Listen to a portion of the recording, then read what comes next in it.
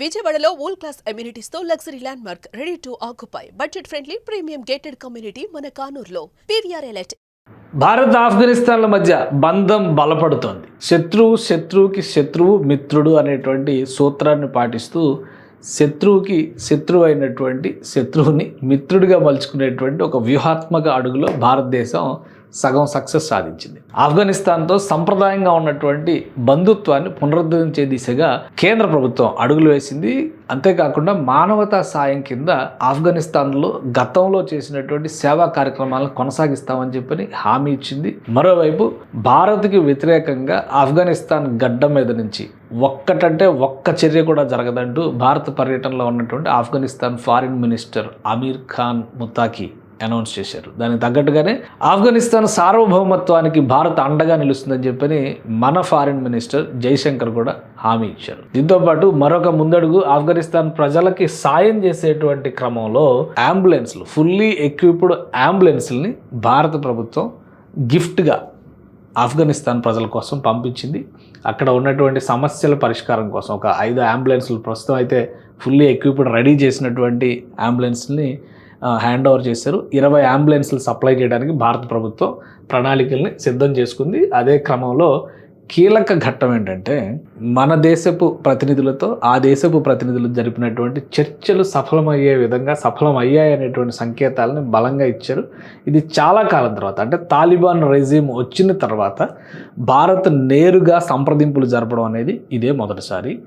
అలానే ఆఫ్ఘనిస్తాన్ పైన war on terror పేరుతో అమెరికా యుద్ధం జరిపినటువంటి సందర్భంలో దాని పునర్నిర్మాణ కార్యక్రమంలో కూడా భారతదేశం చురుగ్గా పాల్గొంది. ఆఫ్ఘనిస్తాన్ పార్లమెంటు నిర్మాణ ప్రక్రియ కూడా భారతదేశ హయాంలోనే జరిగింది. సో వీటన్నిటిని దృష్టిలో పెట్టుకొని మరోసారి ఈ బంధాన్ని పునరుద్ధరించాలని చెప్పి 2 దేశాలు నిర్ణయించాయి. అయితే దీని వెనక ఉన్నటువంటి లింక్ ఏంటి, అది ఒక్కసారి మనం పరిశీలించేటువంటి ప్రయత్నం చేద్దాం. భారత్ ఆఫ్ఘనిస్తాన్ భౌగోళికంగా మిత్రత్వం నెరపాల్సినటువంటి దేశాలు ఎందుకు అంటే ఒకసారి వివరిస్తాను. ఇది భారతదేశపు టోటల్ మ్యాప్, ఇంకా చెప్పాలంటే దక్షిణాసియా మ్యాప్. ఇందులో ఉన్నటువంటి ఇది భారతదేశం, ఇటువైపు మనకి కనిపిస్తున్నటువంటి మిగతా దేశాలు. బంగ్లాదేశ్ ఈ పక్క అంతా వదిలేస్తే కనుక ఈ పక్కే ఇంపార్టెంట్ కాబట్టి ఈ వైపున ఉన్నటువంటి భూభాగంలో జమ్మూ కాశ్మీర్ చాలా ప్రధానమైనటువంటి భూభాగంగా కనిపిస్తుంది.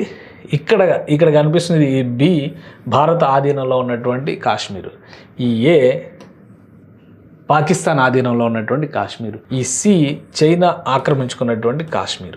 సో ఈ మొక్కల్ని కనుక పక్కకి జరిపేసి మనం ఒక్కసారి చూస్తే ఇక్కడ జరిగేటువంటి మరొక కీలకమైనటువంటి అంశం, భారతదేశం పూర్తిగా పీఓకే కనుక స్వాధీనం అయితే ఇక్కడ ఆఫ్ఘనిస్తాన్తో భారతదేశానికి సరిహద్దు ఏర్పడుతుంది. సో పీఓకేలో జరుగుతున్నటువంటి అలజడులు ఒకవైపు, పాకిస్తాన్ పైన జరుగుతున్నటువంటి దాడులు ఇంకోవైపు. ఇటు బలూచిస్తాన్ యుద్ధం చేస్తుంది, ఇక్కడ ఖైబర్ పఖ్తూన్వాకి సంబంధించి ఆఫ్ఘనిస్తాన్ అంటే తెహ్రీక్ ఏ తాలిబాన్ పాకిస్తాన్ టీటీపీ పార్టీ పెద్ద ఎత్తున పాకిస్తాన్ పైన పోరాటం చేస్తుంది. ఈ క్రమంలోనే భారత్ ఆఫ్ఘనిస్తాన్ చర్చల నేపథ్యాన్ని యుద్ధ నేపథ్యంగా మలిచేటువంటి ప్రయత్నం పాకిస్తాన్ చేసినట్టుగా అంతర్జాతీయ మీడియా చెబుతోంది.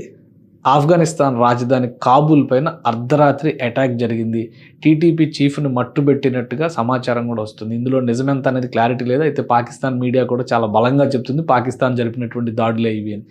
ఆఫ్ఘనిస్తాన్ ప్రభుత్వం చెబుతున్నటువంటి మాట ఏంటంటే కొంత బాంబుల సవ్వడి వినిపించిన మాట వాస్తవం, కానీ పరిస్థితులన్నీ కంట్రోల్లో ఉన్నాయి అంటున్నారు.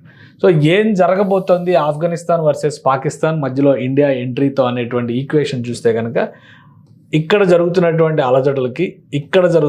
అలజడులకి లింక్ ఉంది అనేటువంటి అభిప్రాయం వస్తుంది. అందుకనే భారతదేశం ఆఫ్ఘనిస్తాన్తో సుదీర్ఘకాలం తర్వాత మిత్రత్వాన్ని నిలిపింది. ఇంకొక బ్రేకింగ్ న్యూస్ ఏంటంటే ఫుల్ ఫ్లెడ్జ్డ్గా ఇండియన్ ఎంబసీని ఆఫ్ఘనిస్తాన్లో పునరుద్ధరించేటువంటి నిర్ణయం కూడా భారత ప్రభుత్వం తీసుకుంది. సో ఆఫ్ఘనిస్తాన్ భారత్ మధ్య ఏర్పడేటువంటి వాణిజ్య బంధం పాకిస్తాన్కి ముప్పుగా మారుతుందనేటువంటి సంకేతంతోనే పాకిస్తాన్ ఆఫ్ఘనిస్తాన్ పైన దాడులకు తెగబడుతోంది. సో దక్షిణ ఆసియాలో మరోసారి రాజకీయ ముఖ చిత్రం మారే దిశగా అడుగులు పడుతున్నాయి భారత్ ఆఫ్ఘనిస్తాన్ మైత్రితో. ఆ సంకేతాలు అయితే చాలా స్పష్టంగా కనిపిస్తున్నాయి. ఇక్కడ మనం మరికొన్ని విషయాలను కూడా దృష్టిలో పెట్టుకొని చూస్తే కనుక ఆఫ్ఘనిస్తాన్ చాలా ఓపెన్గా భారతదేశానికి ఆఫర్ చేసింది. మేము మీతో కలిసి ఉంటాం అనేటువంటి సంకేతాలు చాలా స్పష్టంగా చెప్పింది. అలానే Jaishankar pleased to meet FM Mawlawi Amir Khan Muttaqi of Afghanistan today in Delhi. This visit marks an important step in advancing our ties and affirming the enduring India-Afghanistan friendship. చాలా క్లియర్గా చెప్పారు. అలానే discussed India support for Afghanistan's development and bilateral trade. So trade అనేది ఇక్కడ చాలా ముఖ్యమైనటువంటి అంశం అవుతుంది. Territorial integrity and independence, people to people ties and capacity building. India will upgrade its technical mission in Kabul to the status of embassy of India. ఇక్కడ technical mission ఒకటి already ఆపరేషన్స్లో ఉంది. ఇది చాలా కీ పాయింట్ అనమాట, ఈయన చెప్పినటువంటి దానిలో కీ పాయింట్. ఎందుకంటే టెక్నికల్ మిషన్ ఇన్ కాబూల్ అనేది కాబూల్లో జరుగుతున్నటువంటి పునర్నిర్మాణ కార్యక్రమంలో భారత్ సహకారం అందించే రీతిలో పంపినటువంటి మైత్రి బృందం. ఇప్పుడు ఆ బృందాన్నే ఫుల్ ఫ్లెడ్జ్డ్ ఎంబసీగా గుర్తిస్తామని చెప్పని ప్రకటించింది. అంటే to the status of embassy of India, దాన్ని పూర్తి స్థాయి ఎంబసీగా ప్రకటిస్తున్నట్టుగా తేల్చి చెప్పేసింది కేంద్ర ప్రభుత్వం. సో భారత్ ఆఫ్ఘనిస్తాన్ మధ్య అధికారికంగా ఇప్పుడు బంధం మొదలైంది అని చెప్పని తేల్చి చెప్పొచ్చు. ఇది పాకిస్తాన్ గుండెల్లో గుబులు రేపుతున్నటువంటి అంశం. ఈ ఉద్దేశంతోనే అర్ధరాత్రి పూట పౌర శిబిరాలపైన దాడులకు తెగబడుతోంది పాకిస్తాన్. సో దక్షిణాసియా రాజకీయ ముఖ చిత్రం మార్చబోయేటువంటి క్రమంలో భారత్ వేసినటువంటి ఒక ముందడుగుగా ఆఫ్ఘన్ భారత్ బంధాన్ని చూడాలి.